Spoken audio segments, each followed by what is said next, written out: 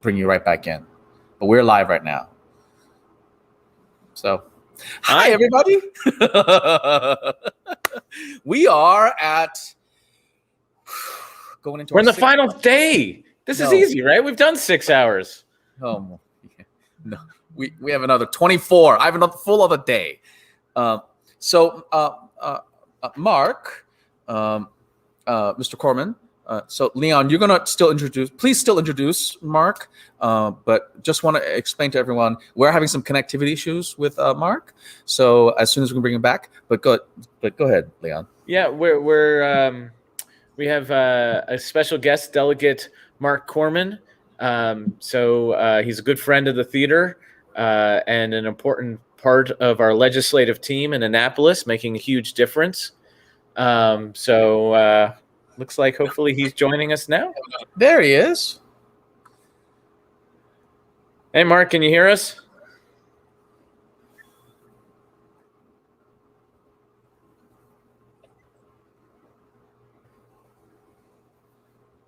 Oh well. So Marc, we will figure this out. We'll bring you back in whenever we can. We may have to. Yeah, sorry, Marc. We may have to keep trying with you. Apologies. There is we're having. This is when everybody is watching their streams. This is like that after dinner, go watch a movie on their digital platform time. So that may be the issue. Thank you all for joining us for this hour. We are going into our fight scene sequences. I think Margot is going to join us for this hour in between segments. But I wanted to do a little intro. But also, like, Leon, do you want to give us a loop us in on all the activity for fundraising and where we are right now? Can we? Sure. We're happy to announce that we've passed $81,000. You know, things are still coming in, so I don't have the absolute latest numbers. But that's, $81,000 towards our goal of $100,000. So that's awesome. We're seeing a lot of activity on our auction. Delegate Korman was just telling me he bid on the Velveteen Rabbit dinosaur puppet because his daughter's into dinosaurs. But we have lots of trips. We have lots of items that are really awesome. Jewelry and signed posters from different Broadway shows. So please check out the auction. There's lots of cool stuff there. So we're well on our way. I mean, with 24 hours to go, I'm feeling good about our goal. We still need people to take the time to text adventure to 56651 and get us the rest of the way. Yeah, one thing that really helped was the truly live segment, which we were allowed to interact with people, and thank you again for all the folks who pinged and increased the activity on our both YouTube and Facebook. Please tell all your friends out there. Go tell them to check us out and look at all the things that are happening. We still have 24 hours to go. This particular segment, this hour, is going to focus on. Hello, Marc. This is why live theater is better. Yes. Yay! All right, good. So this is working. You can take me out so that these two can have their lovely discussion. But then we'll throw it back to me.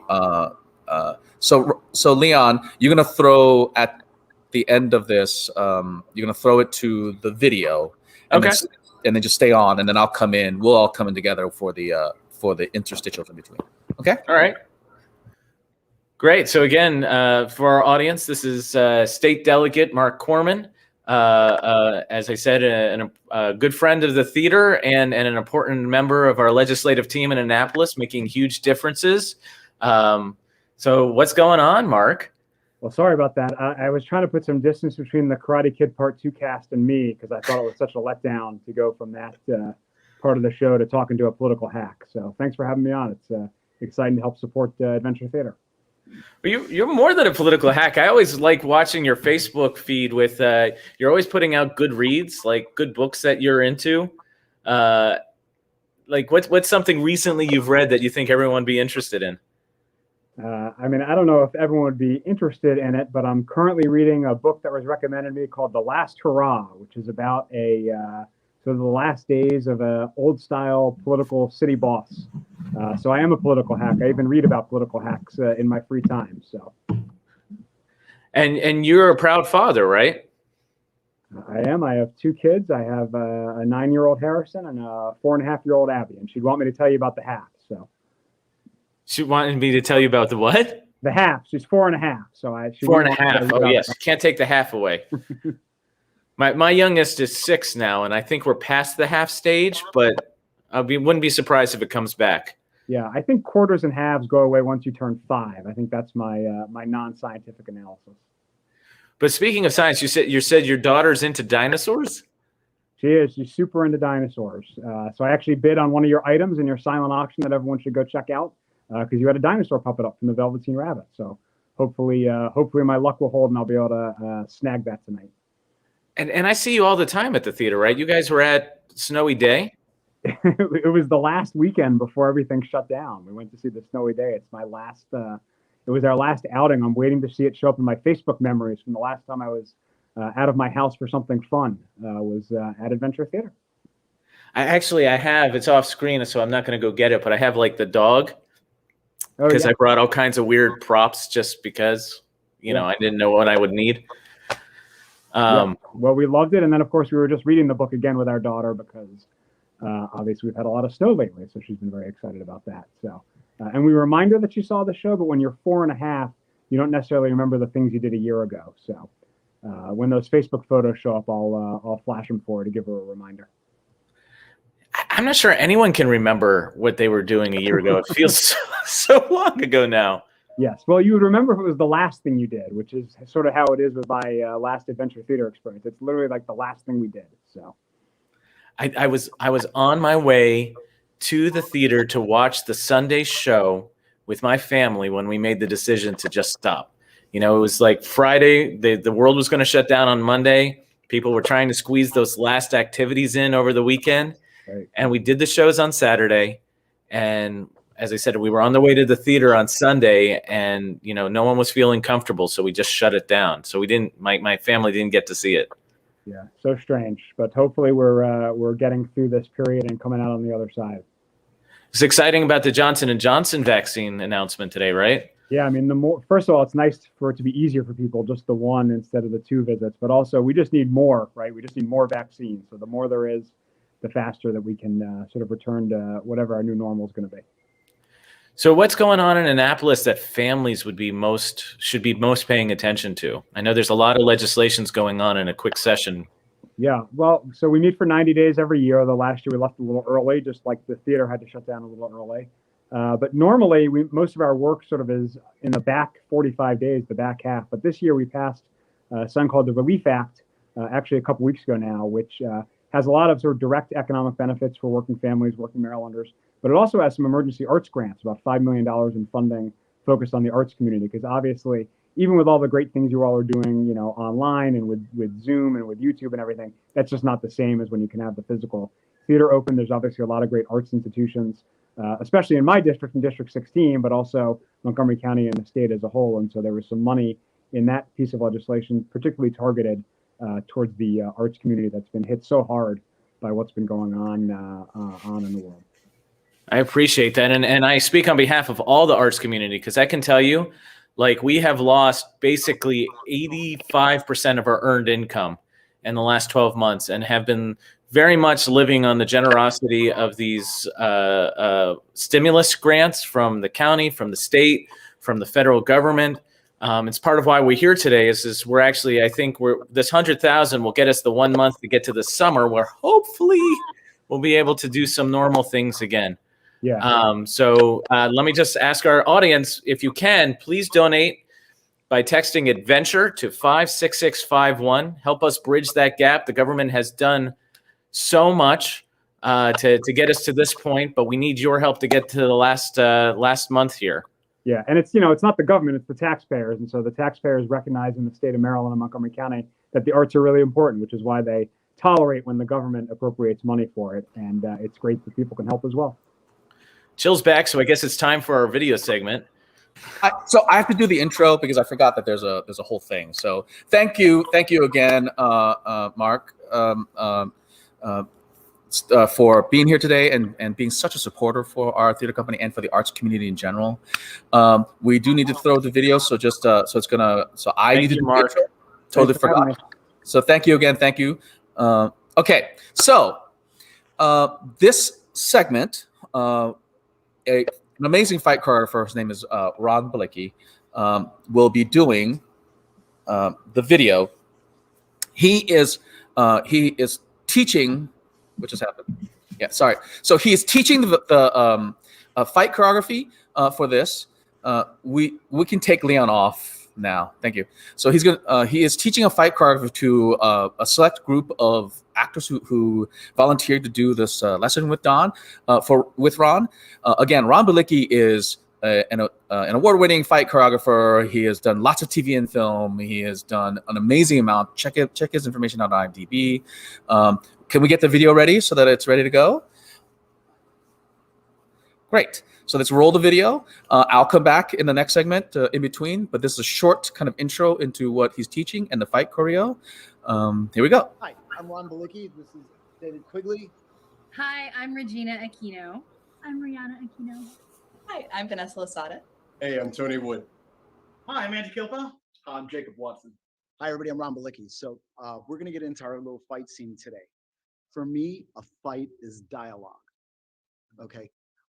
Nothing gets me crazier than turning on an action movie and I'll make up a stupid scene. Guy gets pulled over by a cop. They get into an argument and they both start kung fu fighting. It's, you have to know your character. Not everybody knows how to fight. A lot of times I've got to dumb down my knowledge. I got to make it real sloppy because maybe my character's not supposed to be a good fighter, or maybe I'm supposed to be really crisp, or maybe, like you just got to listen. It's all dialogue. What's the motivation? You guys know this. You're all theater actors. What's my motivation? And it's a big thing. What's your motivation? Is my child here? Am I trying to protect them? Am I mad and I need to get through the door? Do I just want to kill somebody because I'm a deranged killer? You got to know the character inside and out.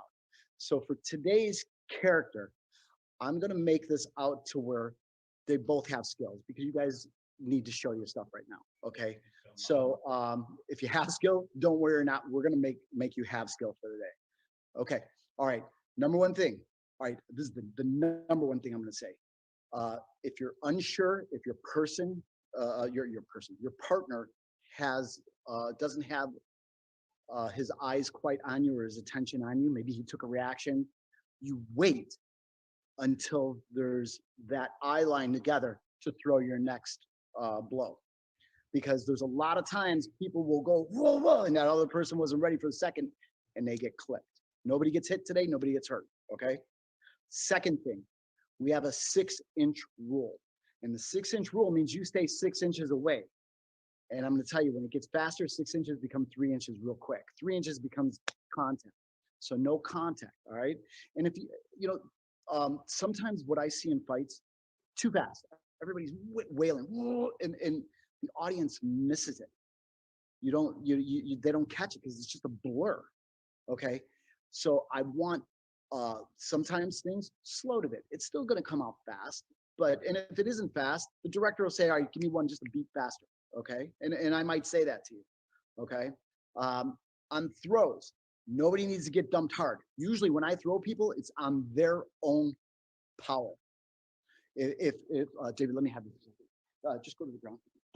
Or can I jump back a little? Say I'm an abusive man, because we did do this. He grabs his wife, and he's going to just pull her up to manhandle her. And she weighs 100 pounds. You can see David weighs 100 pounds. All right, I'm going to go here. What David would do is he would grip onto my wrist with both hands, and he would lock. Now, when I go to lift, he's using me and he's looped around where I lift. It isn't going to be me actually gripping somebody up. He picked himself up, and there was no hurting of him. What it is if I don't hold his face, what he's doing is he's just bringing himself. It requires me act, okay? So he's not actually getting manhandled, he's handling himself. Same thing with hair pulls. He would double grab my hand. You can see how I care. He's done this a lot, I've ripped a lot of it. But as I go, he's doing it. I'm not doing it. Okay, that's cool. I never thought I'd shown it to a person who didn't have hair. So you get the idea. Everything is under the power of the person that it's being put on.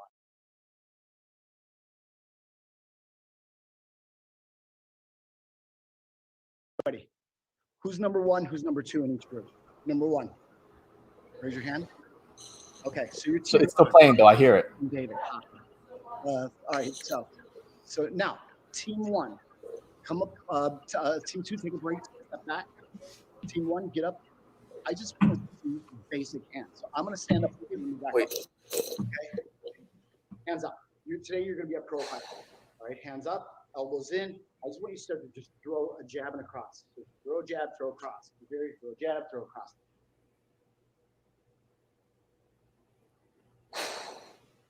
Hi, everybody. So that video automatically played, and so we're supposed to have this little pause.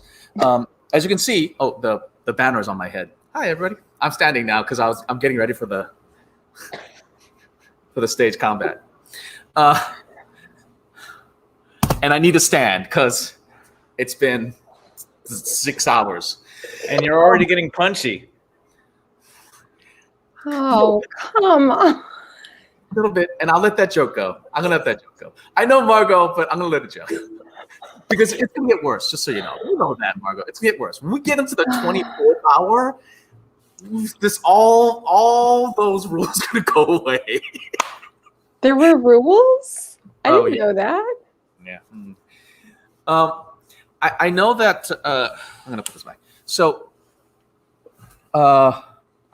we wanted to do a donation and auction appeal, but I think this can we also can you give us Margot, can you give us an introduction on the big shift that you've done from live to digital? Not that like, hey, can you do that in 2 minutes? No. But I mean, can you give us just a little touch on the remarkable things that have happened? So the Academy has shifted, as many have around the country, to fully online classes. We've primarily used Zoom, but we've had really great retention, and the students that have engaged with us have continued to engage all year, which has been really, really terrific. And we've been able to run all of our programs, which is great. We haven't had to cancel a single program. So we've been doing pretty well so far, but of course we'd love to have more students involved in our online programming, and we are looking forward to in-person summer camp. So well, I've been looking at our retrospective, putting our video for that, and part of what that was is I got to look at literally almost every class, just to kind of weed through them for interesting bits and nice little snippets. And I will say what I really appreciated looking at these videos is the care and the incredibly intense focus that these teaching artists have had with these kids who, some of them, if you can, in the beginning, they're like, oh, they just don't want to be there. But at the end, they're so engaged, right? Yeah. I would say that one of our greatest assets is our teaching staff. They are top-notch and phenomenal, and I will cheer them to the ends of the earth because they are incredibly dedicated and very, very talented, and they have pivoted very quickly. We were only closed really for 1 week in March to kind of get our ducks in a row, and we jumped right back online, and the teaching artists have really been along for the ride and building those connections with the students. So that part has been awesome. There's no way that we would have the success that we have had without the teaching staff. They are phenomenal. We've been able to connect with new students too. I mean, the project with Identity. You want to tell us a bit about that? Yeah, so we are partnering with Identity, which is a local organization that works with students in a series of schools up in sort of northern Montgomery County, kind of in the Gaithersburg, Germantown area. And we're doing a 17 to 20 week partnership with them this year on literacy and drama, which has been really great. So that's a new partnership for us, and we're very happy to have it. It's like 100 kids, 120? I think it's about 100. You know, I mean, it is online, so we are restricted in the number of kids that we tend to do in those online classes just because we want to be able to see all the kids on the screen at once without them being like this big. So we've tried to limit our class size to 10 or 15. But what I love is that it actually brought us back to what we really wanted to do in the first place, which is more intense, smaller sizes, and relationships with our kids and with our theater. So I love that COVID has, in a weird way, allowed us to do that. I do want to do a shout out to Holly Hassett, who has been an amazing supporter of all of us here. And we have actually made the match because her match was $2,500. We exceeded that by leaps and bounds because of all the generous donations from Michelle McNiff and all of our donors, Nick Cha, amongst everyone else who had donated in this time. So thank you, Holly,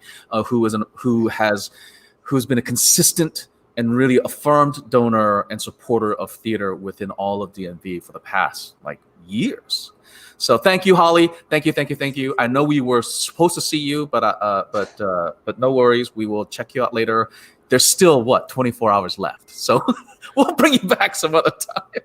It's after 8. We're under 24. Yeah, We're under 24. We're almost there.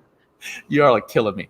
I think though we do need to throw it back to this. So this segment is when Ron, who is a film and TV fight choreographer who has done many things. Just check out his IMDb, Ron Balicki. He's going to spend the next 30 minutes teaching the fight sequence and going through the whole sequences. And then after that, we'll pop back in and say hello. And then we'll show you an edited cut of what he taught these volunteers. So let's get the video ready. Do you have one word to our kids about safety as they're watching this? Actually, Ron mentioned it in the very beginning. He said that there's 2 rules: eye contact and 6 inches.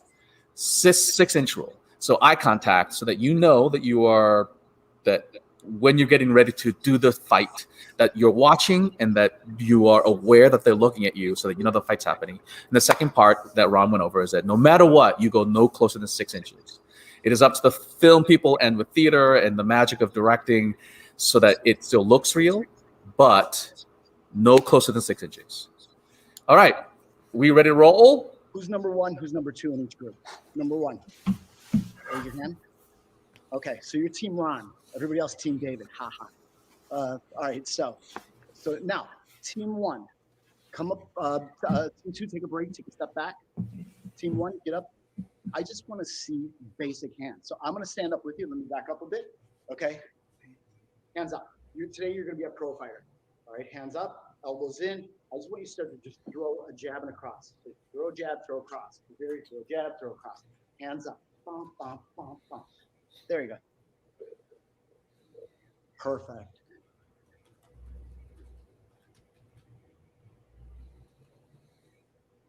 Awesome. Okay. It's okay. All right, Team David, come up. Just a minute of it. Go.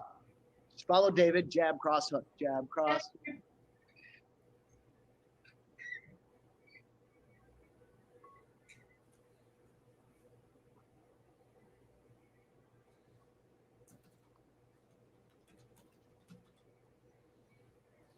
A little more. Come on. Pick it up. Pick up the pace. You're in a fight now.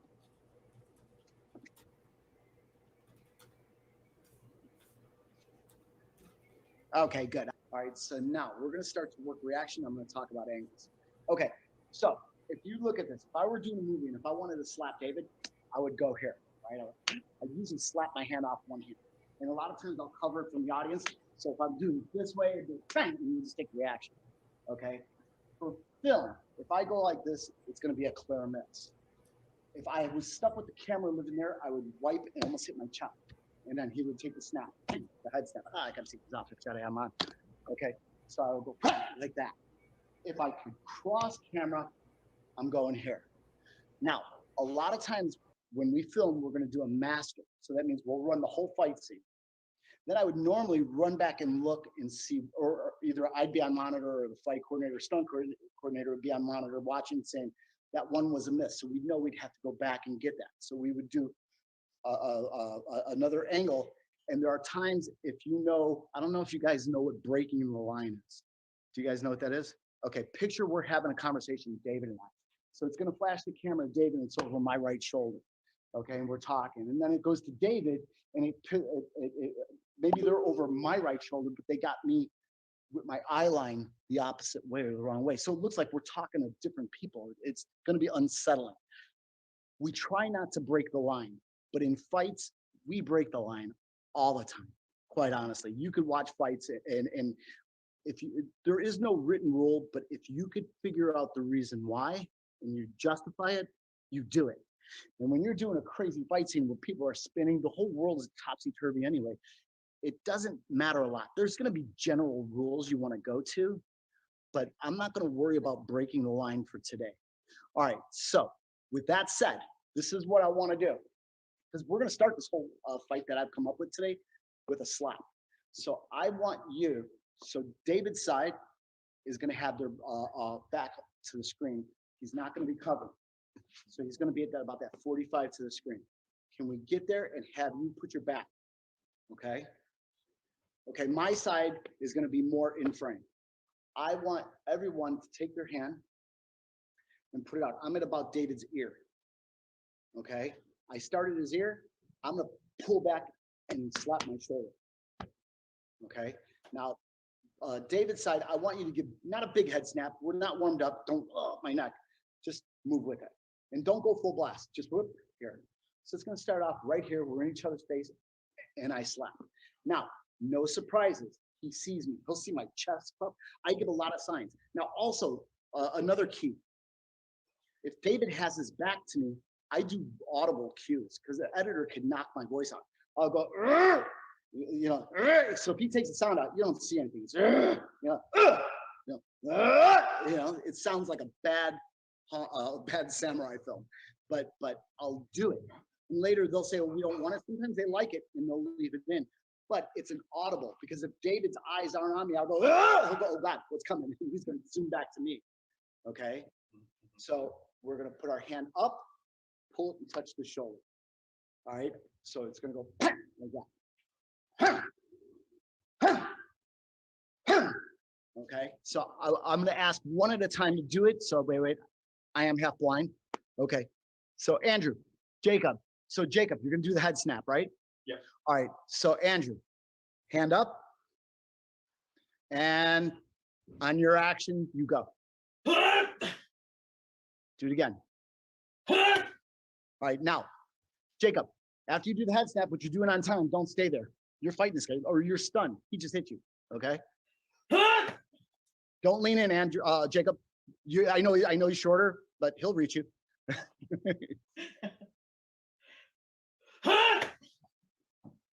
Good. One more time. Perfect. That sells to me. Okay, so it's Vanessa. Okay, Tony, give it to me. Let's see. I love it. One more time. All right, so now, Vanessa, that one was good, but it looked like it went here. Reach in and come. It's got to cross camera for me. Or either that or Tony, cheat a little right step, just a little bit right step there. Now play it again. All right. Perfect. That was good, right? That was really good. All right, so now Regina, and what's your name? Brianna. Okay, so you ready? You want to see what bad parenting looks like? Here it comes.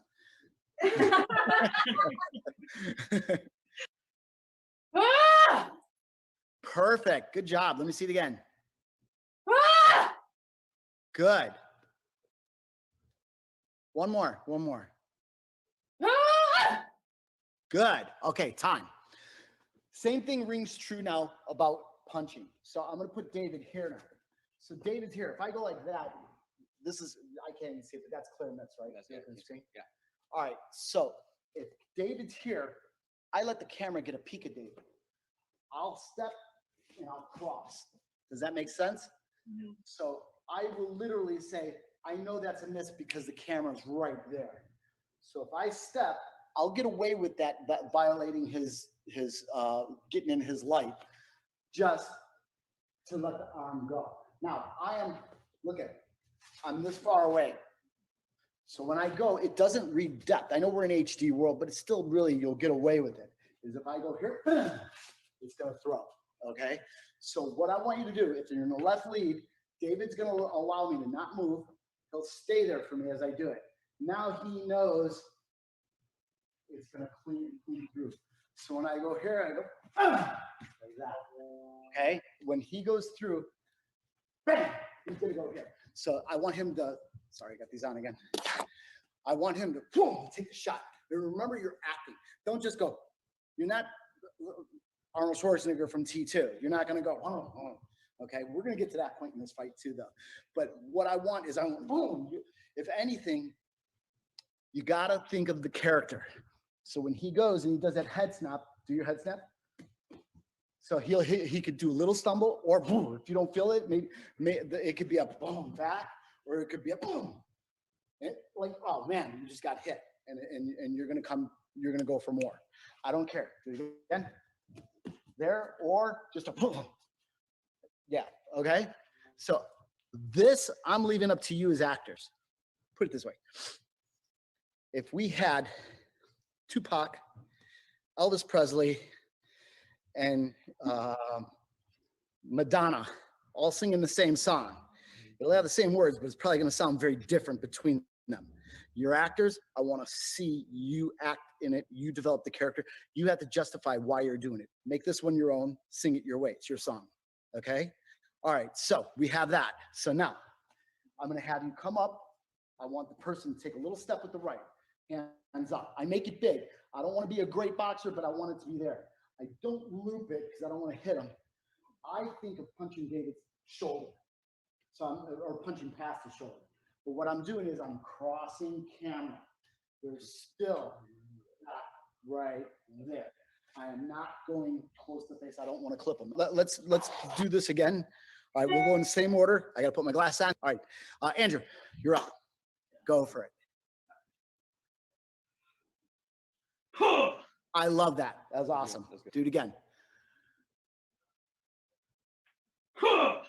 Good. Okay. Next up, Vanessa, Tony. Swap sides for me. Okay, there you go. All right. And So yes, you're going to go with the right. So need you to drop to your right, swing with the right. Slow. Okay, or go fast. Go slow. Let me see it again.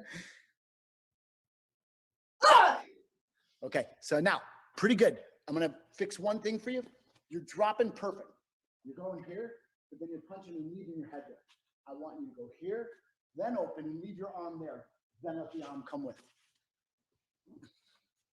Now your head comes over and the arm goes, yes.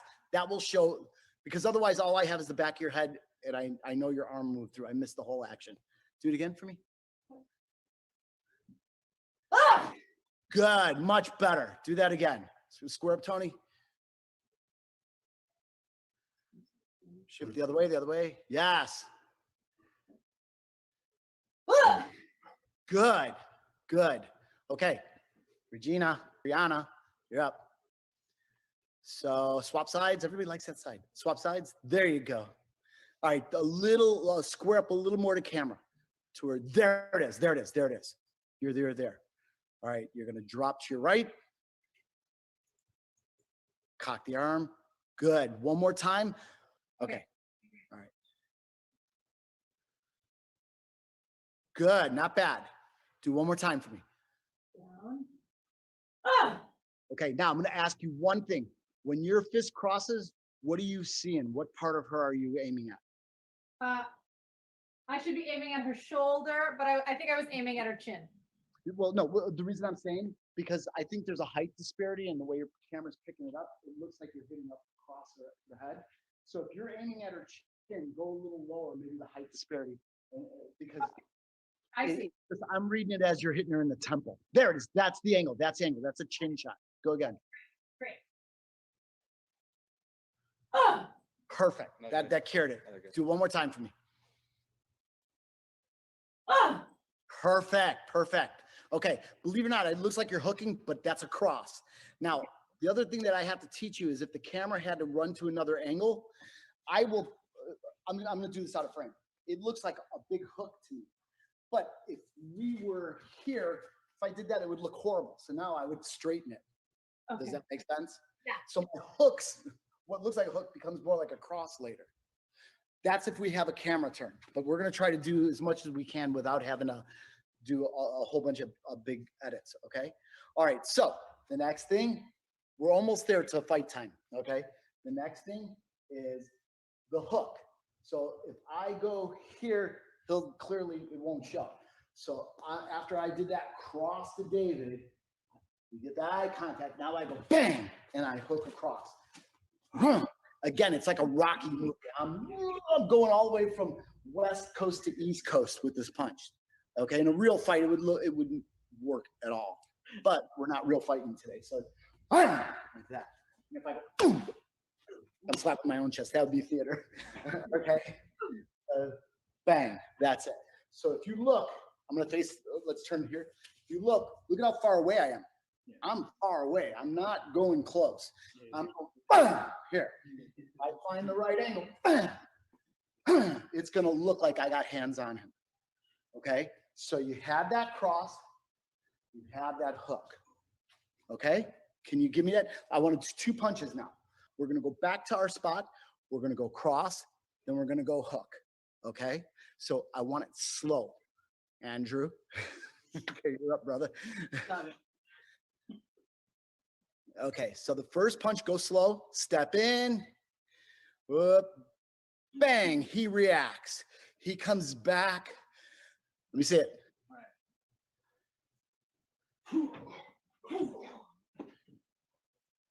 Okay, do it again.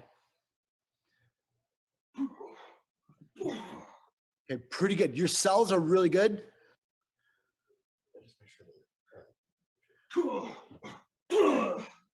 Better. Do it again for me.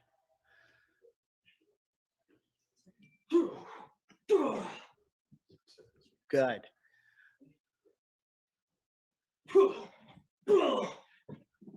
All right, so Tony, Vanessa, let me see it. There you go. Okay, step off to the right. There. Okay, that's your 2. Good. So for the second punch, it's Yes. Oh, that's so nice. Didn't that look good? Okay.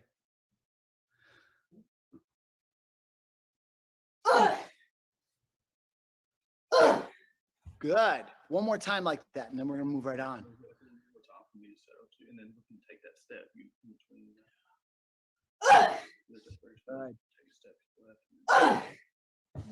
Awesome. All right, Regina.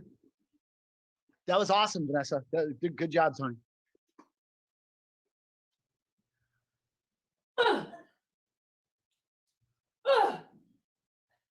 Again, that was pretty good. Again.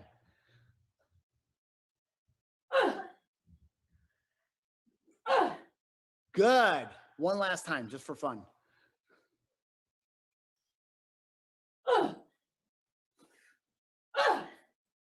Okay, so now watch what we have so far. So when it starts, I'm gonna grab him. I'm gonna swing him this way. Okay, so when we're here, it goes slap. I grip, get hold of that shirt. I swing him. Now, if he doesn't, if he sees I'm lining up, David has a responsibility.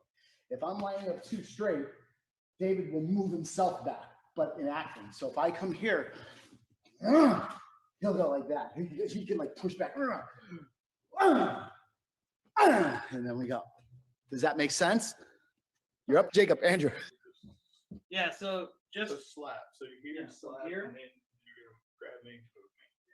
Yeah, walk it through slow. Walk the first one slow. Okay.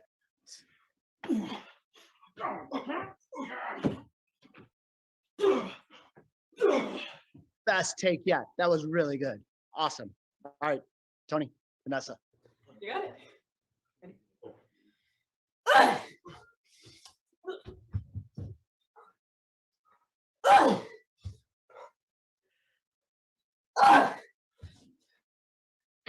Do you notice? She went on different lines, but she made it her own and she sold every one of them. I liked it. Do one last time just for fun. I want to watch this.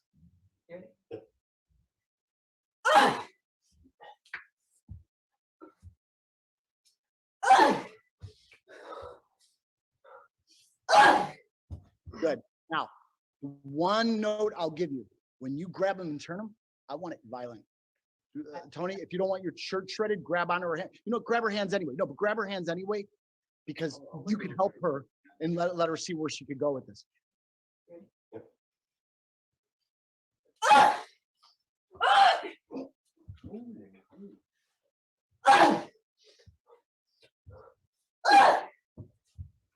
I love it. Works. It's a good call. Let's keep going. Okay, Regina. The dogs, I love it.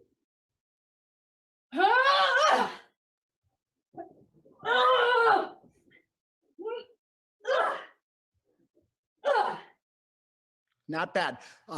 Again, on that first punch, try to move her over. Do that again for me.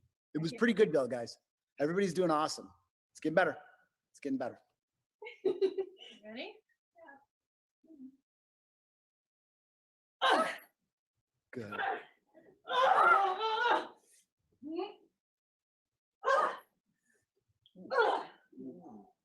Good. I love it. Good. We're going further. I go bang. I grip on. Get to your mark. Cock. Boom. Boom. Right there. So he's gonna go back. Boom. So when he as I hit, I'm gonna hit the groin, hit the face. Okay. So, bang, groin shot, face shot, and then another one. Okay. So watch. Real slow walk. First slap. I grip. I spin. Cross camera. Arm, show the arm. Body's out of the way. Throw the punch. Sometimes I'll adjust. Boom. I come there. Okay. Bang. Bang. Boom. Okay. If David were acting and we were sure of where we're at, his thing should be, if he gets hit in his junk, what's he gonna do? Boom. He's gonna fold. Bang. Bang. So he's okay. Bang. Bang. Bang. Okay. Okay, you're up. All right, so real slow. Jacob, Andrew, go for it.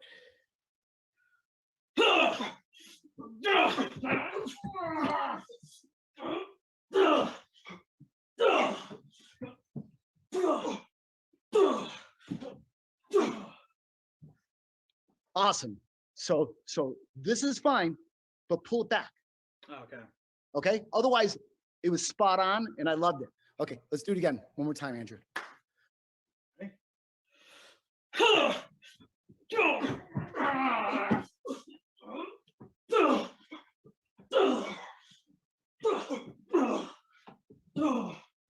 Good. Awesome. You took every note. You moved on it. All right, Vanessa, whoop his butt. You got it.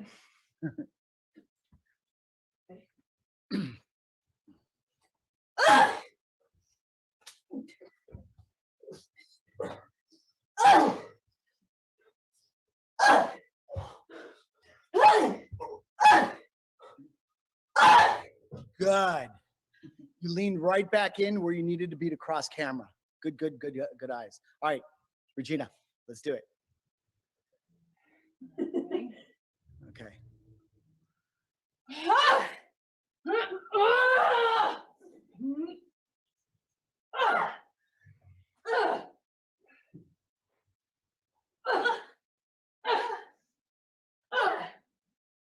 Pretty good. All right, the only correction I'll give you, it's what we call egg on our face. Like if you're standing there going, oh, what's next? If you're unsure what to do, just act. Figure out your moments. Try it again for me. Okay. Yeah. That's crazy. Like you totally knew where I blinked. That's out. Go get in the bed. Ready? Yes. Me too.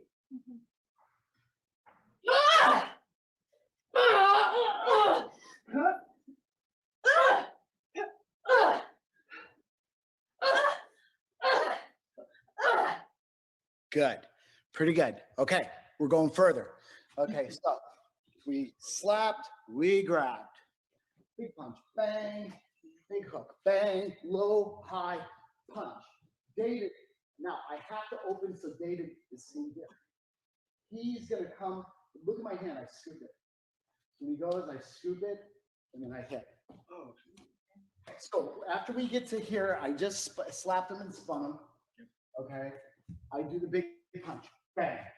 I do the first hook, bang. I hit low, I hit high, punch. Now I move to where David is now on this side. So it moves.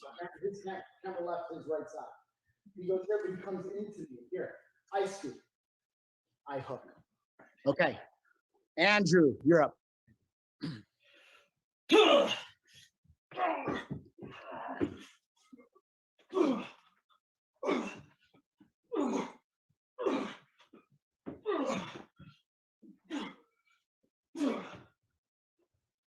Yeah, so now I know you guys are in a confined area. Jacob, if you can, when he hits you, sail towards the door.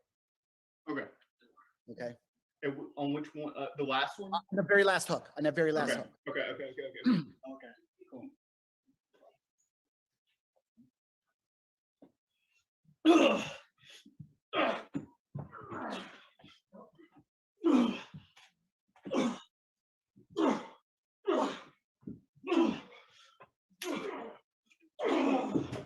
Good.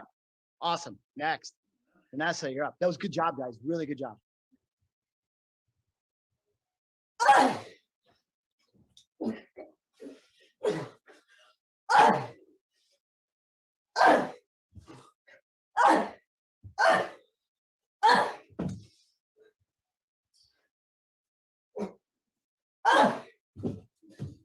All right, so run that one more time for me. Yeah. Awesome.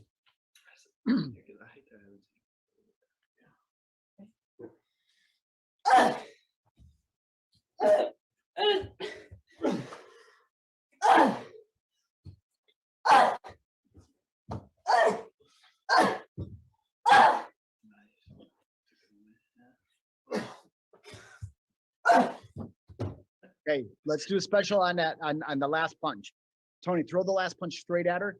Little scoop and then hook. Yes, yes. Do it again. Do it again. That was perfect. Do it.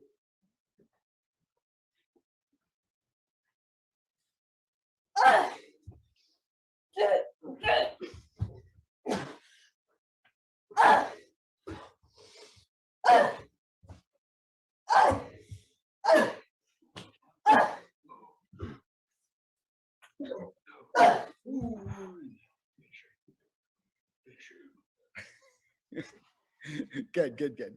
Okay, we'll get through it. Okay, Regina, you ready? Yeah. Okay, good.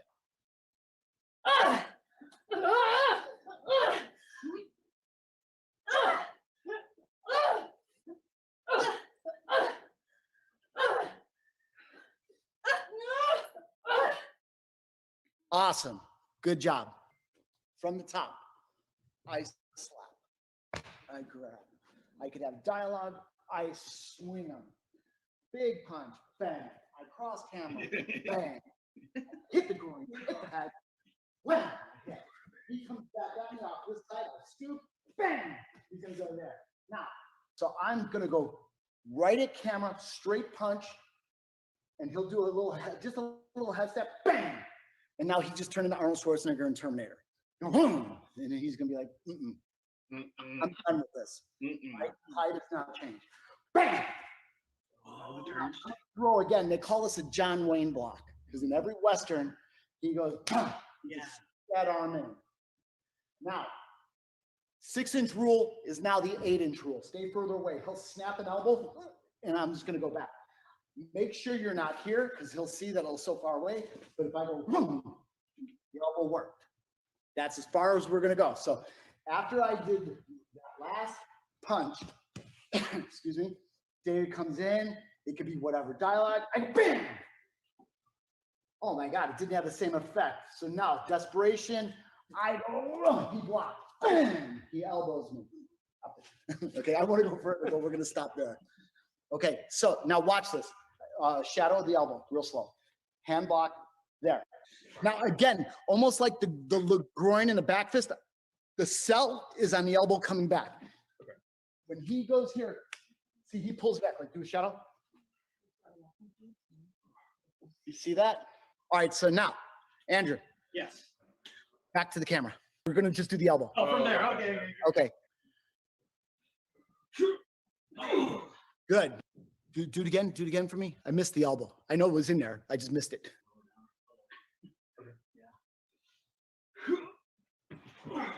Oh yeah.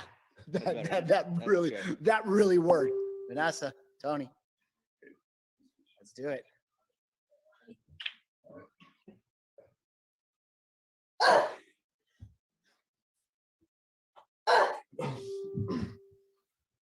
Go for it. Let me see it. Got it? Got it.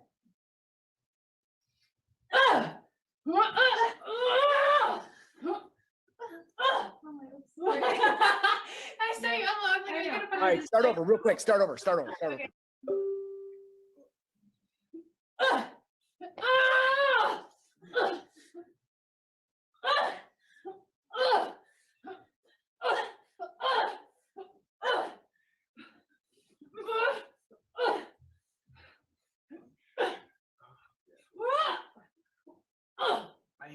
Good. Okay. Can we go on? We got to get to the end of this. All right. So we're going. So David, John Wayne blocks. Boom. Pulls me in. Bang. He elbows me. All right. Next up. He's going to trade his hands. So watch the hand that elbowed. The hand that elbowed right there will now become the hand that grabs the neck, and he'll put his arm right here. Can everybody get in that position? Can you get him there? Yeah. If I get the position, it's like I'm trying to dive. One hand under the arm, one hand over the neck. Yeah. So my hand that elbowed, Everyone get into position. my hand that elbowed, it just snaps back like I'm chopping him in the karate chopping him in the neck. So elbow with your right hand, and then karate chop him in the back of the head with the same hand on his right side or her right side. They're not getting it. Yeah. All right. So Tony, your left arm should be below Vanessa's shoulder. yes. And then your right hand at that elbowed, just extend it. So you're both arms. Yes. It's shelving my arm. Yeah. Yep. That's it. That's it. Now, here's the dilemma. David's either got to open up the camera to deliver the knee here, or he's got to move me and deliver it here. Wherever he feels best will show. Okay? So when he's there, bang, like that. Now, he's going to push my head down and lift my arm up, and it's going to make me turn. Just go to that point. Yeah. Like a clock. So watch. And then Watch. turn. Where's the Right arm underneath, left arm on my neck. Opposite. Left arm underneath, right arm on the neck. Oh, I'm sorry, left arm. Sorry, Jesus. All right. My left arm's going to go to 12. My right arm's going to go to 6. But he doesn't take me to the ground. He's going to let me stand up. Okay. So be like. Confusing, right? Good job, Jacob. Yes, Jacob. Perfect. That was really, really good. One time each of you, and then we're filming this. You ready? I think so. All right, Andrew.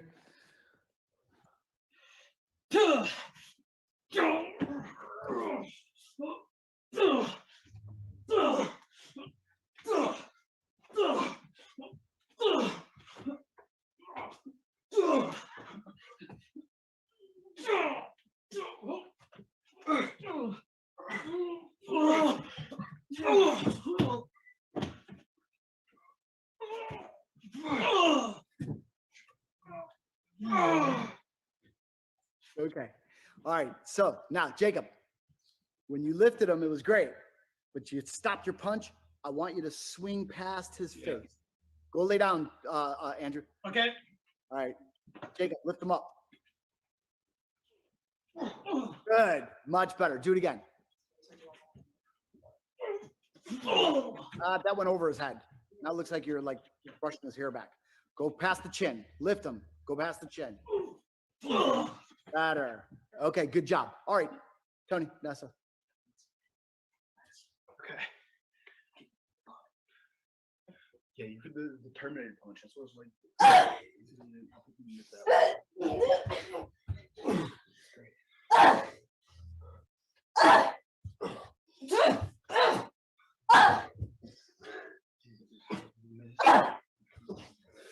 Terminator punch. Take one. And now jog.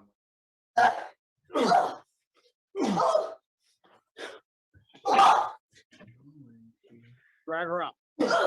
Good. Good. Good job. Awesome. All right, Regina. Ready? Yeah. Okay. What did you just say to me?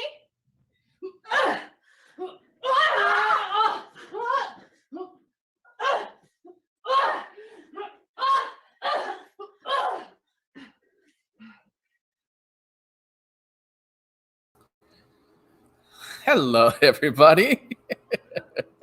So I love these abrupt cuts that we're doing. So as you can see, we're doing a very quick edit. We're bleeding into our next hour, which will be a really fun session with Monique and the Lion King cast, as well as let's see, what was the other cast? Sorry. Already you can tell, like,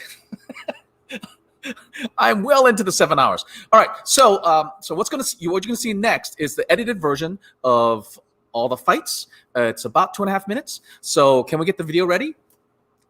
Let's go ahead. Is this the fight sequence? Okay, I'm hoping that's what it is. Ready and go.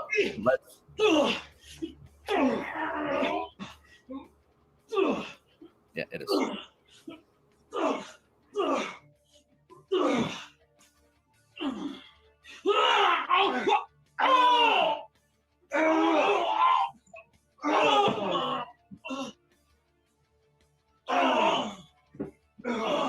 That was money. That was good.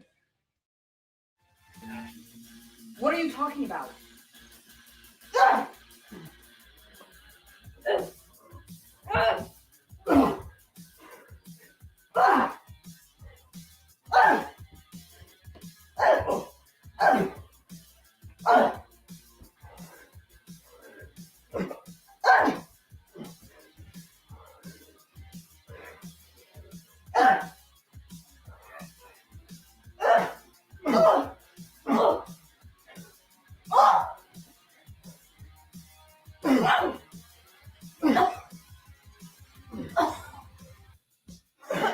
That's what I'm talking about. What did you say to me?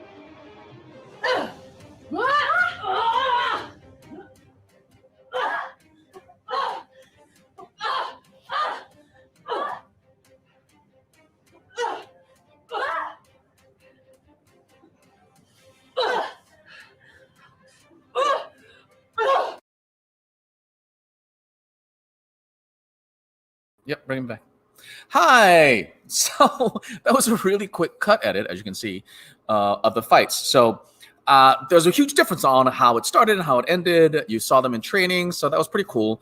Thank you again to Ron Balicki, who helped put this all together, who taught the segments. This is all a new choreo that he taught our amazing group of volunteers. Thank you all to our volunteers. Some of that stuff looked really, really cool. So I'm going to bring out Monique. Hello, Monique. Hey, thank you for coming. How are you? I'm hanging in there. I'm heading into my 7th hour, I guess. Where's the caffeine? Where's your coffee or Pepsi?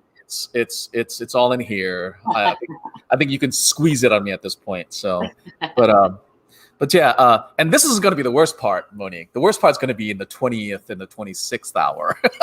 Right. You have a blanket and a pillow for to get comfortable with. Yeah, you know it's going to be deadly because it's like, oh no, it looks so comfy over there in that sofa. So, no. Look.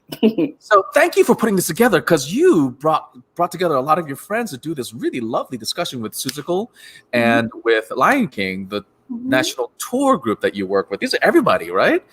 So I know that Ebonie really wanted to be part of this, so I want to wait for her, but but can you give me an intro on the Seussical panel that you put together? Sure. So the 20th anniversary of the Broadway company was last November. So we had a big reunion with everybody who could make it from the cast, including Rosie O'Donnell and Lynn and Stephen, Lynn Ahrens and Stephen Flaherty were there. So it was great to connect with everybody. And there was just some personal friends that I hung out with, Ann Harada, Justin Greer, and Michelle Cottrell. We were really close. So I asked them if they would have a chat with me just about how it, the impact that Seussical made. I told them that I directed it recently at Adventure Theater last summer. So it was nice to revisit the show that way. But we had a really great chat, just catching up. Anne is doing some amazing projects now. So she talks a little bit about that. And everybody just kind of talks about where they are in their life. And it was great to see them. Well, I love that you're doing, this is all part of your transition because you are a stage director, and I love that this is where you've transitioned to. And so I'm looking forward to seeing more, because you did like 3 or 4 plays just when I got here, right? Right. Yeah. I've been directing, and with the big pivot because of everything that's going on in the world, I've been doing a lot of hybrid, so film / theater directing, just taking what you have, making some lemonade out of lemons. But we're coming up with some really great content for University of Maryland and some other schools. And I'm about to go to Oklahoma, the Lyric Theater of Oklahoma, to direct Denise Lee, Pressure Makes Diamonds. They have an outdoor venue. So I'm going to go direct that in a couple weeks. So yeah, I'm just happy that you have all these amazing fans who love your work and who's getting your stuff out there. Because you came through our directing associate program, right? I did. I was part of the first group of the assistant director of color program, and I assisted Michael Barron, the artistic director of Lyric Theater of Oklahoma, and then he invited me the next year to direct Having Our Say, which was last year. So it was huge. It was life-changing. It was great. Yeah, it was an important program that Michael put together, and I'm just so glad that one of these amazing graduates, because it happened right as you were deciding to transition, right? Right. Yeah, I had directed a show, but it's a hard transition to get people to see you from being a performer to a director, and then there's really no pipeline specifically for directors of color to figure out how to get to the next steps. So I've been really fortunate to meet some great people and get some good opportunities. Yeah, and it's clear you're succeeding, and I love hearing all these things that you're directing. So I'm just really glad. I can't wait to hear back from what you do down in Oklahoma. So that's gonna be fun. So let's go ahead and throw to the video. Let's get the video up. Okay. So that we can get that up, and then as we get it up, so this is a panel that we put together a couple of weeks ago, right? That we're recording. Great. Yeah. And so again, remember to donate. Adventure 5 text. Hello, my name is Monique Midgette, and I am here for my hour of programming for Adventure Theater's Stream-a-thon. I am so excited to have a conversation with really good friends of mine that I'll introduce to you in a second. But just so you know how I'm friends with Adventure Theater, I assistant directed Big River with Michael Barron, and I directed Seussical the musical there a couple summers ago. Speaking of, these are my Seussical the musical friends from the original Broadway cast. I'd like to introduce to you Justin Greer, Michelle Cottrell, and Ann Harada. And we have many stories for you, but with a very tight time limit, we'll have to just talk about a couple different things and know that you can look them up and find out more information. So, hey guys, how y'all doing? Good. Howdy. So good to see you. Yeah, we just had the 20th year anniversary of Seussical. So we had like a huge reunion where we got to see the full cast. And I didn't say specifically, but of course, this show was written by Lynn Ahrens and Stephen Flaherty. And we had a full creative team that included Kathleen Marshall, starred Rosie O'Donnell for a while, Aaron Carter. Look them up, you guys. See things. Anyway, some questions for my friends. Let's see, where should we start? Well, first of all, what did you do in the show? Justin, who were you in the show? I was in the ensemble of the show. I played, I think it was I had 9 different characters that I played in the show. Yeah, just like 7th chorus boy on the right. Are you kidding? You had one of my favorite costumes, your Jungle of Newell costume. Ooh, it was good. In fact, I didn't even plan it, but I'm kind of doing an homage to it. That's true. The real costume showed a lot more skin. Yes, except for it was 20 years ago, me. Yeah. That was probably only fun, except for the time that we did Thanksgiving Day. Did you have a shirt under that? They had to run to like Old Navy, and they bought all of these like undergarments, like thermals that like matched our costumes. Yeah. And so we're all, if you watch that Macy's Thanksgiving Day parade, it's like scarves and hats and gloves, and then our very jazzy costumes. I have a picture of me and Jen Cody just sitting mad in the cold, just mad, like why? I mean, it was Arctic.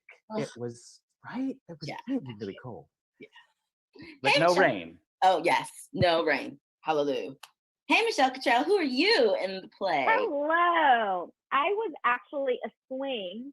Yeah. That might have been like the last time I ever agreed to do that. No, I'm kidding. Yeah, I was a swing. I essentially understudied all of the Who's, all of the jungle animals, as well as the bird girls. And I was also the assistant dance captain.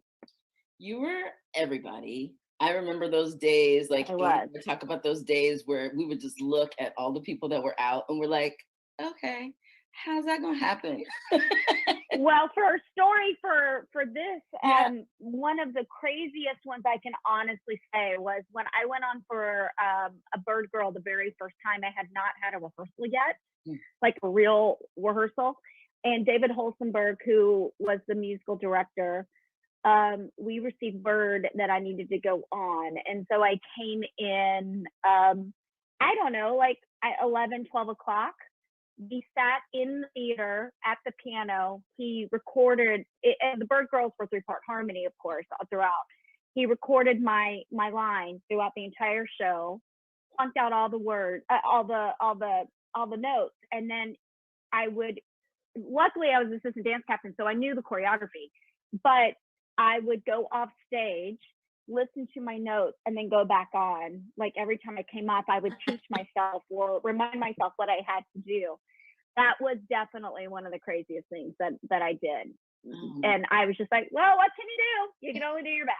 So, I'm standing where I need to be. But yeah, that was crazy. You were brilliant, and big up to swings. Actually, the next part of my programming is with the swings of the Lion King, because we talked about, I've swung lots too, and we just talked about the brain capacity, the mindset, and how important swings are to every production on Broadway, every Broadway style show, because the producers want to make money and they don't want to cancel the show. So you have to keep the show running and make the audience not even know that there's a problem. And so the most unsung of any person that works on no doubt in the Broadway, I mean, because I think most people sort of look at swings as like, oh yeah, oh you're just the swing. It's like, are you kidding? Like, you have to be the most the most broadly talented of any of the performers.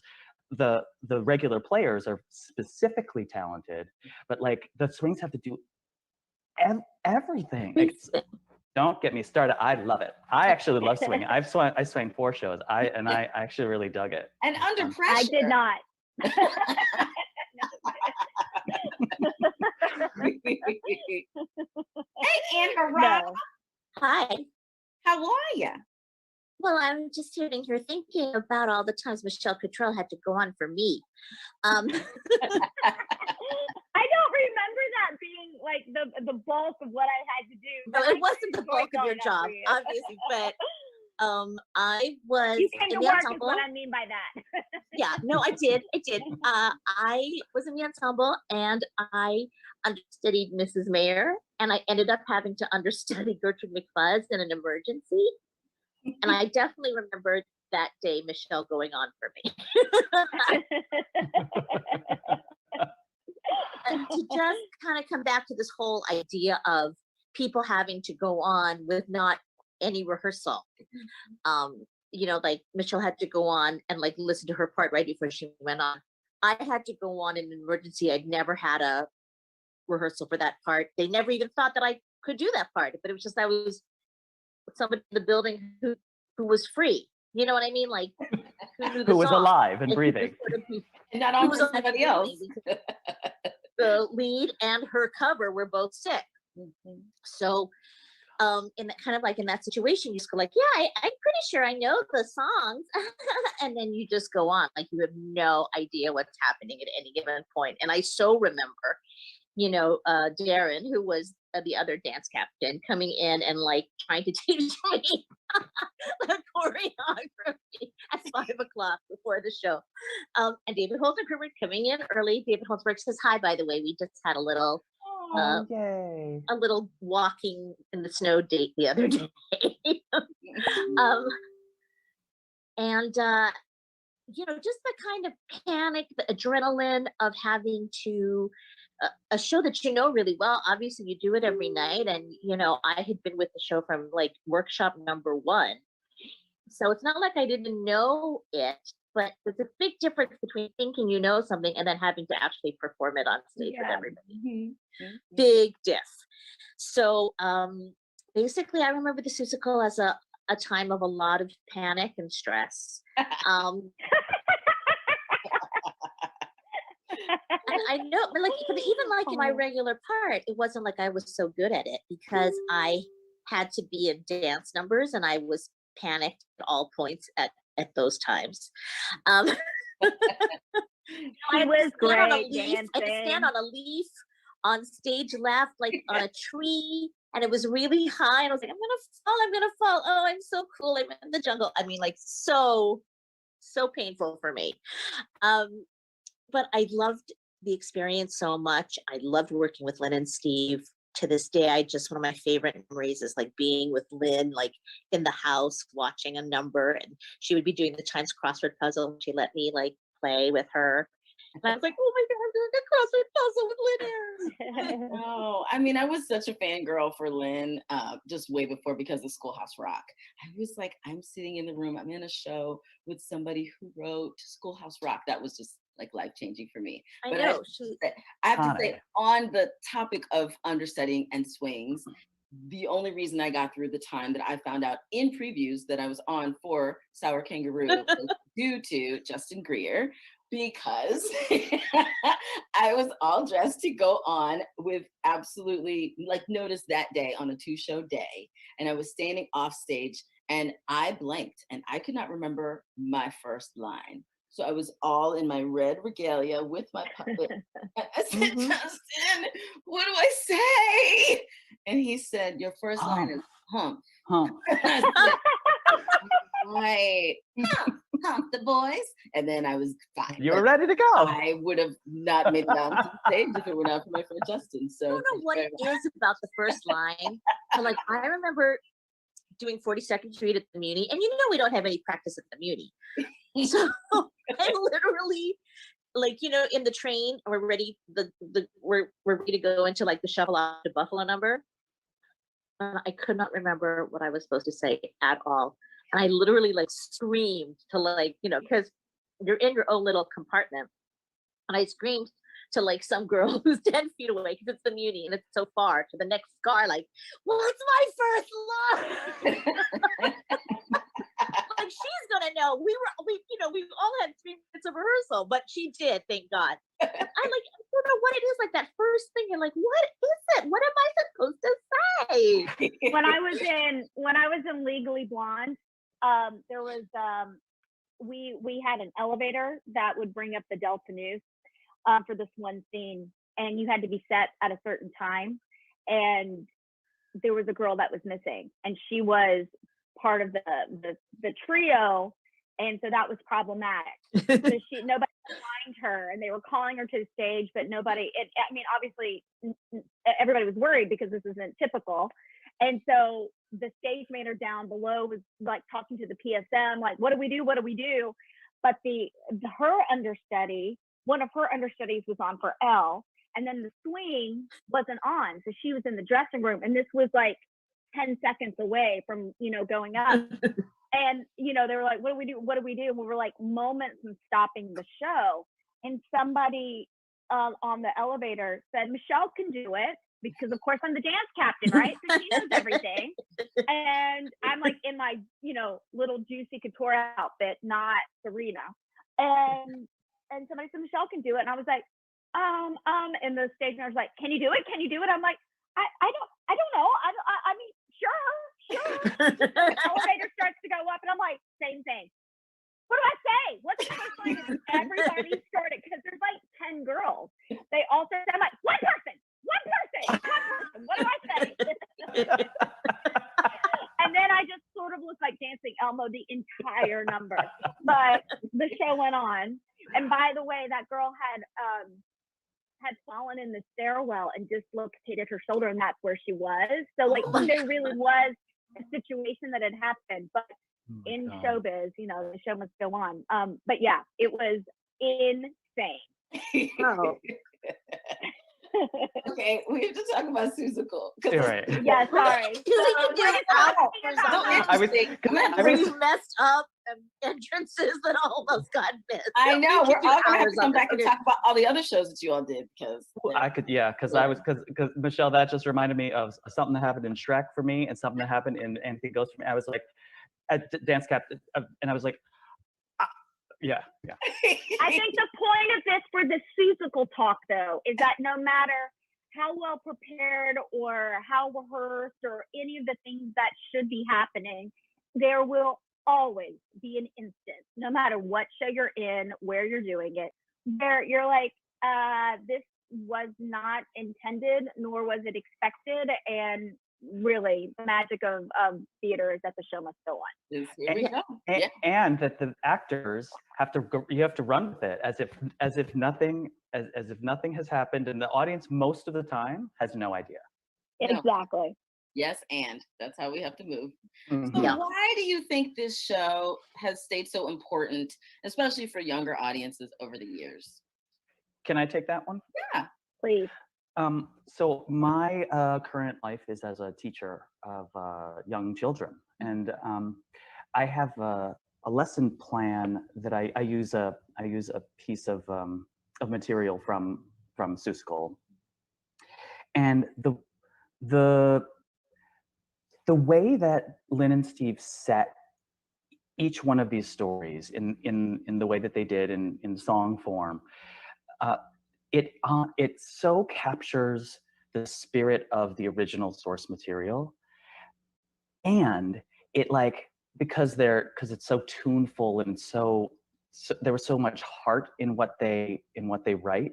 It hooks. It's like a hook for young children. Like you can't even believe. Like as soon as I press go for whatever the song is that I'm using, it's like, and they are wrapped with attention, which in this day and age, and also over Zoom, is a hard thing to accomplish.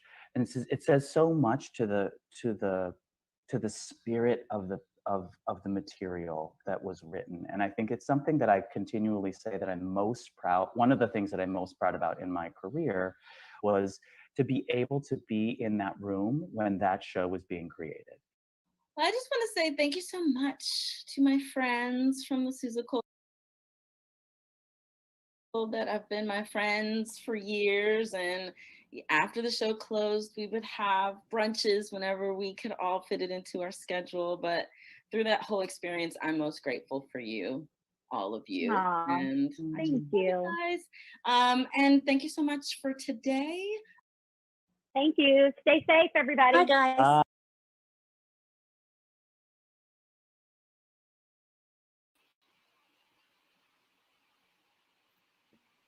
That was fun.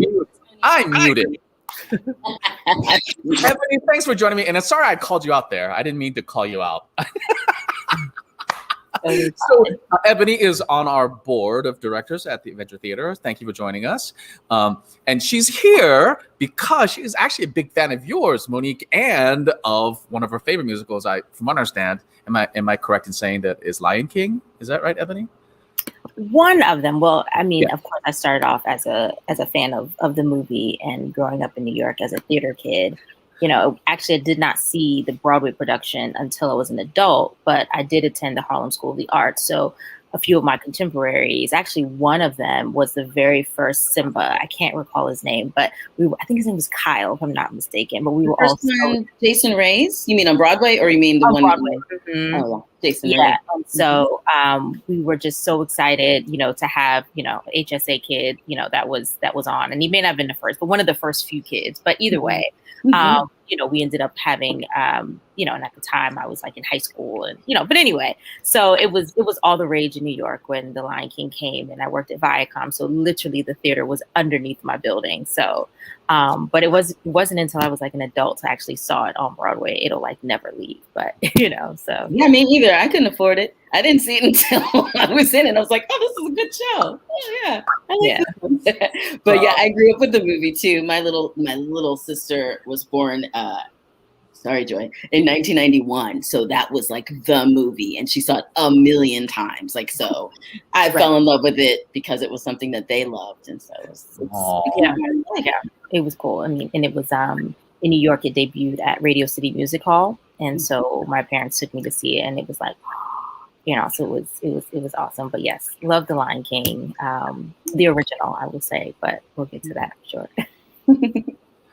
So one more time, we're calling out. Please text adventure to 56651. That's adventure to 56651. If you want to donate, there are links to the page to donate. We've had an amazing time so far, and we've raised over 82,000 in the first 7 hours or so that we've been doing this. So thank you all who are generously supporting. I'm going to call out some of my friends again. I know that's going to be supporting later after they have dinner over wherever they are. So I think that the next portion is going to be the Lion King panel, the first part, because is there two parts? Am I right? No, it's mostly my friends. So in theater in general, swings are a very important part of any show. Right. So the swings are the understudies for the ensemble, and sometimes they also have additional roles, like they're a dance supervisor, or they also are understudy to a lead principal role. But I was a swing in the original Las Vegas company, and also I was a swing on tour. So this is just my friends talking about where they are in life and what it's like to swing a production, and how important it is to be able to wear all the hats at the same time. Yeah, I didn't see all of this, but I saw snippets of this, and it was just a great discussion because a lot of people don't know what swings are. So before we go in, can we just explain what swings are, and then can we get our production team to get ready to put the video on? Sure. Okay? So a swing is part of the company. They are hired to be the understudies for the ensemble. So their roles, I was a vocal swing in The Lion King, and I covered 6 ensemble women. So I had to learn all of their vocal parts, all of their physical parts, any lines or any additional material that they did. And in addition, I also was a Shenzi understudy and a Rafiki understudy. So first I had to learn those roles, and then I learned more on top. The dance swing. So there were 2 female vocal swings, 2 male vocal swings, 2 dance and 2 male, and 2 dance female. So and there were times we were all on in multiple roles at the same time. But you know, with long running shows, you'll have that. Wow. Oh, so let's get to the video. Can we get the video on, everyone? All right, so go ahead, start the video. And again, please text adventure to 56651. That's adventure to 56651. I'm just rolling until there we go. And I am a friend of Adventure Theater. I directed Seussical the musical there, and I assistant directed for Big River with Michael Barron, which was an amazing premiere show. It was a lot of fun. But here in my hour of programming, I'm having conversations with some of my fabulous friends. And in this conversation, these are my friends who were all castmates with me on The Lion King, either at Mandalay Bay in Las Vegas or on tour, the Gazelle tour. So one of the interesting things, one of the most important things I think in any show is the swing.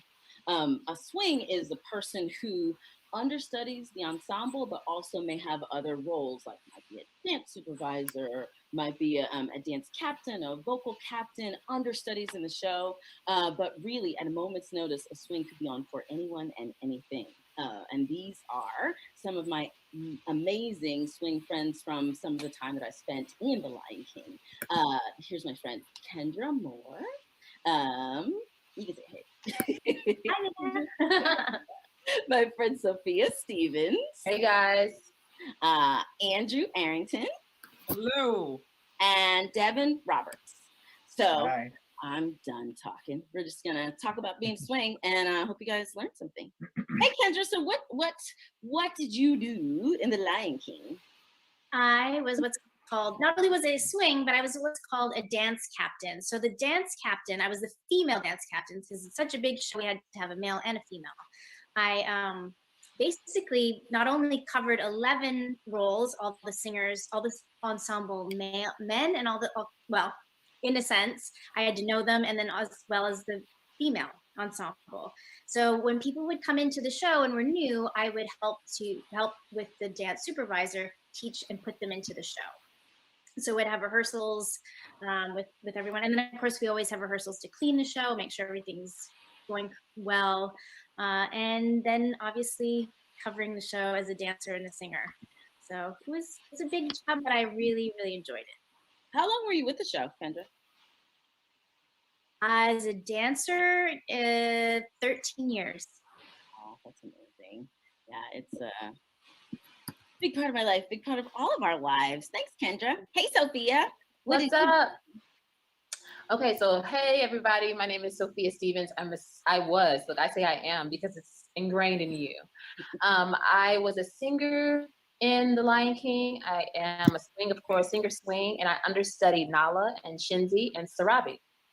And I was a swing for 8+ years. I started in 2004, and I swung on Broadway, and then I was in a swing track in the Gazelle tour, and then also the Rafiki tour. So. Was it the most interesting thing to me about those shows was that they're all a little different? So it's not like yes. Yeah, I mean, I'll get into all of that. I guess after everybody introduces themselves. Cool. Hey, Andrew. Hello, Monique. So what did you do in the show? Who did you cover? Same deal as these lovely chocolate panelists. I am a vocal swing in Lion King, currently on furlough, exploring all the options. And let's see. So a vocal swing's responsible for covering, like it sounds, the voice track. So that is the bass, the lowest singing voice, all the way to the highest singing voice, which is the high tenor. They cover, if you've seen our show, it incorporates a lot of South African singing. It incorporates straight tone, a lot of different vocal styles, and the vocal swings are responsible for covering essentially 9 different people's vocal parts. In addition to being a swing, I was what's called an understudy, and that's when you cover one specific role. So I understudied Bonsai, the character role Bonsai, and the character role of Ed. And if you kids have watched the movie Bonsai, the one is the one that does Mufasa, and Ed laughs all the time. So that's what I did. Thanks, Andrew. Hey, Devin, what did you do in the show? Hey. Big show. I was a dance with swing. I started being a swing at Mandalay Bay in Las Vegas in 2009 when Lion King opened there. And when Lion King when we closed in 2012, the end of 2011, I went on the Gazelle tour back and forth for a little while, and then made my Broadway debut in April 2014, and then been on and off the new Rafiki tour. So I've been on the tours and the Broadway. All around the world. Yeah. All around, yeah. I love how we're all like, I am, I was. Yeah, because it's like, you're so valuable. You never really leave. They're like, can you come back? Yeah. That's the thing. You leave the show and they're like, oh, you know everybody. Can you know everything? So, Yeah. so talk a little bit about that. What is it like to learn 9, 10, 11 tracks in a show? What does that take, and how do you even approach that? Because I know I was like, what? For me, it was necessary. I mean, in order to, I guess, stay in, I shouldn't say it was necessary, but I always ask myself, or people ask me, how did you stay in the show for that long? And it's because I was challenged. It was because it was spontaneous and I never knew what was going to happen. And so, as we were going to talk on this before, all of us have been in multiple companies. And so I think that was the most tedious part of the process, just having to learn these small, minute differences that each company does and remembering that. And of course, you know, as we move on and we switch from company to company, even throughout a year, it can just be really, really challenging. But it was fun for me. I mean, I definitely think you have to have a certain type of brain to put all of that in line, because, you know, I've shown some of my students my swing book. So for Andrew, what was it like learning it from the beginning when you had to learn these tracks? What was that like? What is it like? Okay, swinging. Shout out to Halise Hicks. She's the reason why I guess I'm a good swing, or I'm considered a good swing for Lion King. But it's daunting. Yeah, you got to learn 9 different tracks. And I would not swing any other show but Lion King. And it's a misnomer in our industry that swings are inherently sometimes less valuable. It's people in the industry obviously know that to be contrary to the truth. But yeah, it's really, really hard. And a lot of times you see someone older, someone with a little bit more experience trying to tackle 8 different roles, because you have to switch into the roles, but you're responsible for the roles. And the bigger the show with the more elements, it can be dangerous if a swing isn't on their situation. But you learn 9 different roles. So let's say you go into rehearsal for your one song, and then you have a week to learn that song or whatever the score is. We have constant rehearsals, and we will continue to switch different vocal tracks in the course of one rehearsal, so that we don't get stuck in one vocal line, and that we keep our mind agile. I like the monotony of doing one track. So this was good for me because it took me out of an element that I am accustomed to. And like Sofia said, having the luxury to sometimes have days off, it also gave me a level of freedom from the show that a lot of the other performers didn't have or don't have, because they have to perform every single day. So if you're able to deal with the stress of being a swing, sometimes it can be a blessing in disguise. Yeah. Can I tag? Yeah, please. I want to, because I started as a dancer in the show, doing the show 8 times a week. And I have to say that, as you all know, Lion King is the long running show. So after 2 years, I have a concert dance background. So I was like, I don't know. I'm ready to go to another thing. Like, I'm used to doing different pieces, being challenged. And I was at a point where I was like, okay, what's the next thing? And when I got offered the sing/dance captain, I jumped on it because I was like, that's going to keep me interested. I don't want to do the same thing every day. So I was so happy to switch into that. And it was such a challenge. It was a challenge for me to learn the dancing, but it was more of a challenge because then I was also at the time going to become a singer as well. And I'm not, you, Sofia and Monique, you guys are incredible singers. For me, it was such a challenge and I loved it. So it was a lot to learn. A lot of that for me, the singing, learning all the singing tracks and the harmonies. I was so nervous. I can't even tell you guys. This was like a really big stretch for me. But again, that's what kept me in the show, was the challenge of doing these different roles. I would never have stayed in Lion King for 13 years as a performer had it not been to be a swing, and to every day was different. You know, I can't imagine doing the same thing every day. Devin, what was it like for you? How was it difficult at the beginning, and when did you feel like you found your groove in being a swing? I, like Kendra, I came from a concert dance background, so I was very used to doing like 4 different ballets a night. You know what I mean? Like if you go on tour, you don't perform the same program every night. If you have like a week of shows, it's usually like a program A and program B. So but also I think it was a blessing and a curse, because also it was like, okay, I'm used to dancing these roles. I'm comfortable in these roles. And I think the first week I started in Vegas, or the second week, like Celeste was like, how are you doing? And I was like, I don't know if y'all picked the right dude for this. I was like, I might have the wrong guy. Because I think it's just, it is learning to be astute in a different way. It's like you cannot look at the big picture. And I'm used to doing that. I'm used to like scanning the whole scene and being like, okay, this is where I fit into all of this. It's like, it is learning to break things down and be like, okay, today I'm going to focus on, like when I would watch the show, when it was up and running, I'd be like, okay, I'm going to watch what this person does so that I see everything this person does. And then if it's a matinee, then the evening show, I'm going to watch, you know, this different person. And I think for me, once I got used to it, I swung another show.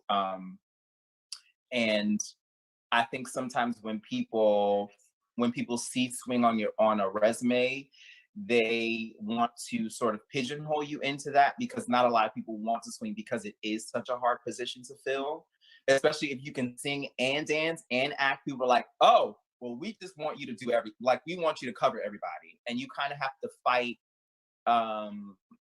I'll speak for myself. You kind of have to fight your way out of that space where you're like, no, but like I can actually be first cast. Like I can actually do all of these things and be the first person to do it, and not the person that you hire to kind of make sure everything runs smoothly when everybody else is down. You know what I'm saying? Mm-hmm. So I think, like Andrew said, it is a blessing and a curse, because you get a swing mind is rare. Mm-hmm.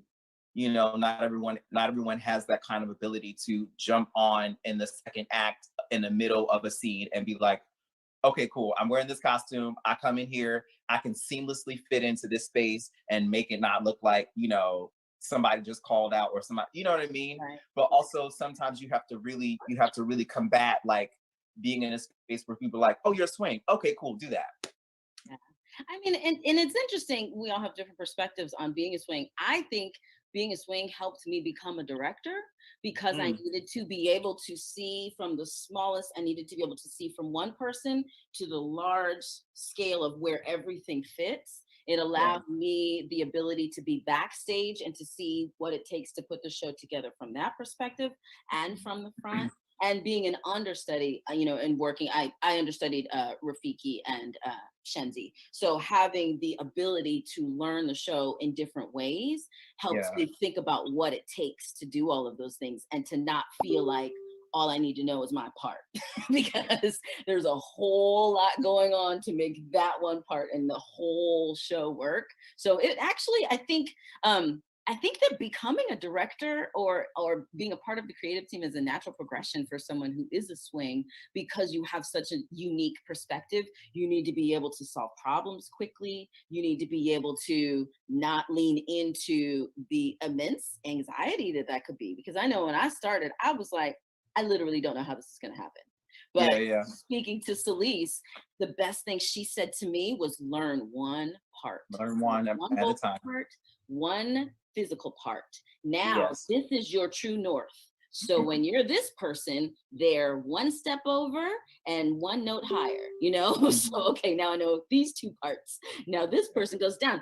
Because when I was doing the show with Sofia, you know, she was basically, the way they teach these things is vocally, someone starts with the soprano tracks and someone starts with the alto tracks. and you learn until you know all of the tracks. So it was helpful to start in a space where I felt like, and actually I learned Deidre first, Deidre Lang. She's a fly girl. Anyway, but learning from there gave me at least some grounding to feel like I could start from there and not be stressed about learning everything at the same time. It's like theater Tetris. It's kind of like you're trying to fit every space into another space so that it like fits seamlessly. Yeah. And there's like you have to look at the one piece that's coming down and not look at and see where you can fit it in and not look at the rest of whatever else is going on. Right. As you said, and not given to that anxiety. And I do think that being a swing really kind of does set a person up to be able to coach well. Mm-hmm, mm-hmm. And I think that's why Celeste has, because she was a swing in the show, that's why she was so successful as a coach, because she was able to put herself in our place and be like, oh, I know what you're feeling, but you got to look at it this way. Right. And I think swings we have to be the most coachable actors. Mm-hmm. Because we have to take the most notes. Like, right? We get the most notes.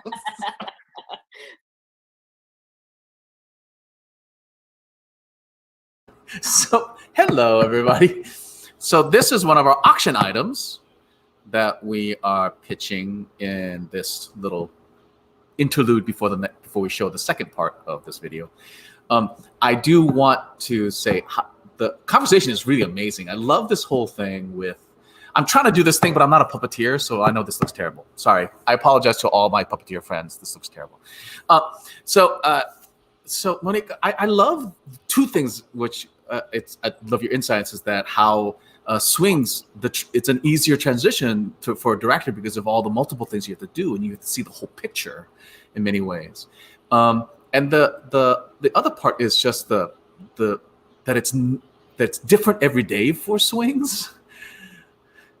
Yeah, so you're on mute, Monique. So just want to make sure. And also, and Ebonie, did you know about any of this stuff? Because I know you've performed. Did you know about the swings? Yeah. So my life growing up in New York, as I mentioned, I went to Harlem School of the Arts. So growing up as a dancer, and then by the time I got to middle school, I was in the theater program there, and so I also grew up going to Broadway shows. Like Three Guys Named Mo, and so those were like my introductions to Broadway, mostly African American cast, and so my idea and love for Broadway is just sort of carries has carried over into adult life, and so swings, understudies, I mean, just the love for everybody, because you realize like everybody's putting in work, right? And so my most favorite part of the show was always to wait by the stage door.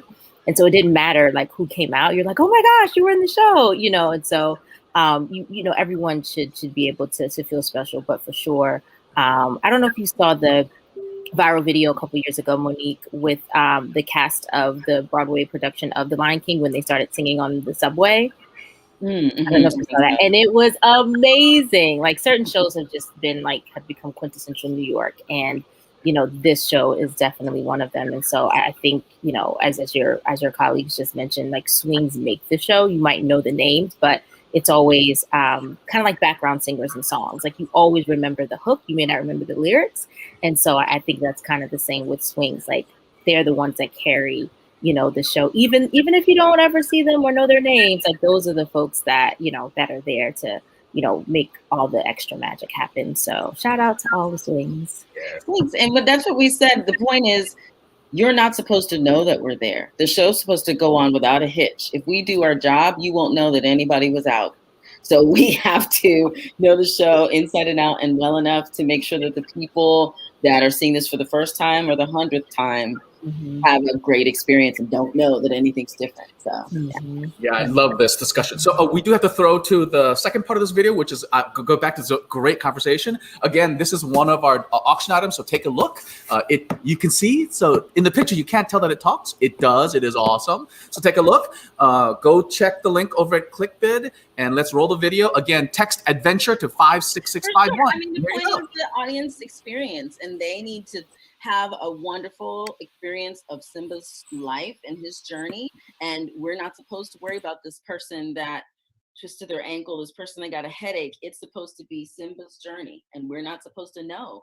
And a good swing, you don't see them because they blend purposely and flawlessly into the storytelling. But speaking of funny things that can happen, Sofia, you said that you had some experience. Oh my gosh. It's, you know what? I've had so many experiences. Let me think of one of the good ones. Oh, I actually have two that just came to my head. Okay, so the first one, it was a payday. It was a great day. I started off as Shinzi, and then Shinzi, so it was actually on Broadway. Shinzi was pregnant. It was Benita Caesar. She was pregnant and she could not finish her show. And no, that's not what happened. I lie.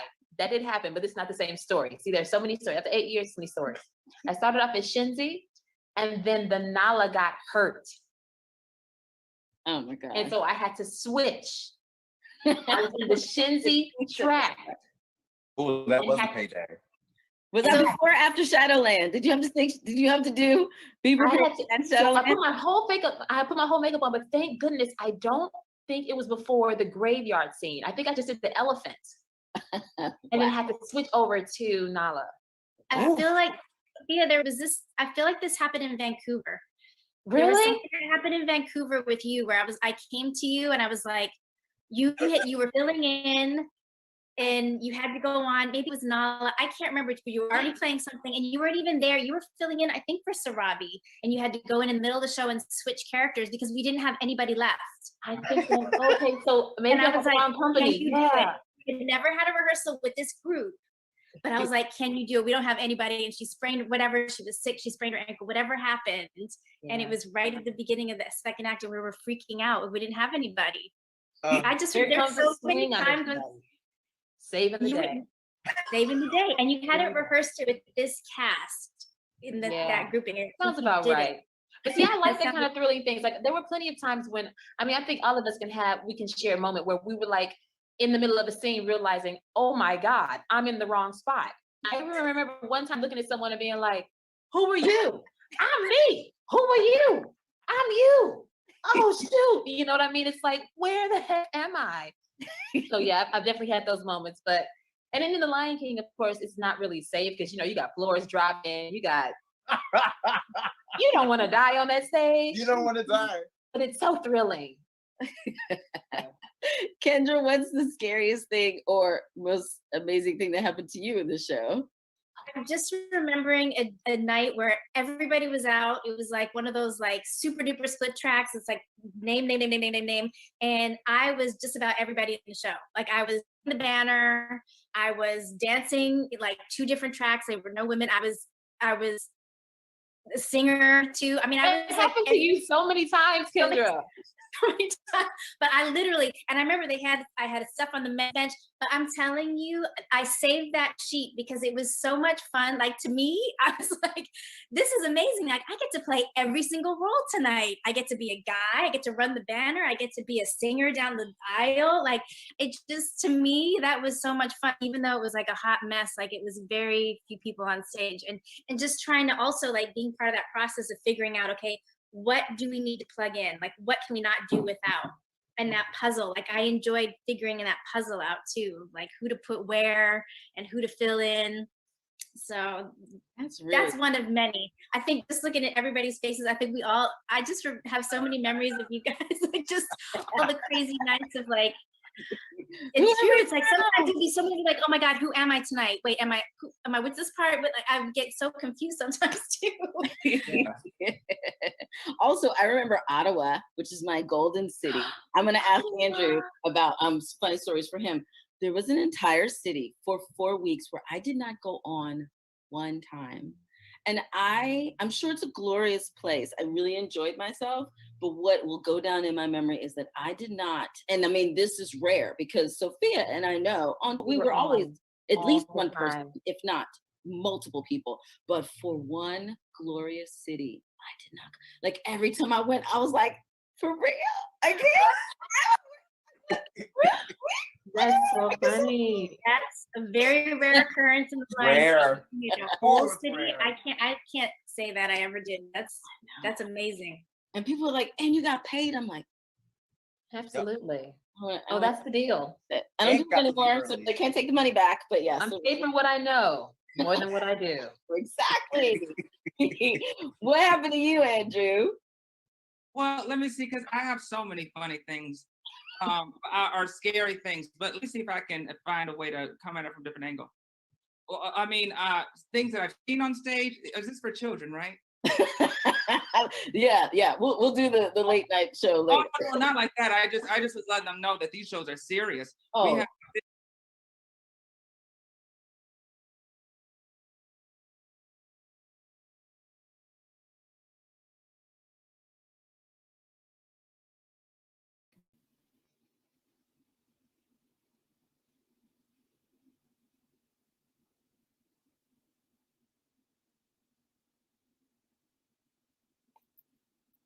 Hello. I guess we're going to live guest ed. It's me. Hi. I'm here. I'm not. So those are my friends from The Lion King. Hey, Leon. Hello. This has been great. I've been really enjoying all these insights. Thanks. So good to see you. I haven't seen you in a long time. Looking good. Yeah, I haven't seen. I actually have. We talk on Fridays or we text on Fridays, but I haven't seen you in too long. Too long. For sure. Good to see you. Awesome. So I guess they're working on whether we can fix the video or not. Oh, okay. Yeah. You have any other cool stories you want to share? Sure. I was going to ask, what has it been like during the pandemic? I know I've seen a couple of shows that have done some virtual engagements. What has it been like for you in this time? Sure. So for the first 6 months, nothing was happening. And it was just a lot of fear and anxiety about what the life of theater would look like. And then, one thing at a time came in. I actually was fortunate to direct some play readings online from some amazing Black female playwrights. And I guess one of the silver linings of this situation is that you can be in conversation and work with people from all over the country. So one of the festivals I was a part of was in California, and one of them was in Orlando. But those were amazing pieces. And then I actually ended up teaching an introduction to musical theater class at University of Maryland, also on Zoom. Oh, I'm teaching at University of Maryland. Oh, yeah. School of Public Policy, completely different. But the most amazing thing, which I think artists excel at the most, is the fact that we have to think on our feet. We have to figure out a new way to do things, and just creating art in spaces that we've never had to create art before kind of push you in the limits of your artistry, but you find out who you are. You meet some amazing people. I learned that I'm a film director because that's how things are happening these days.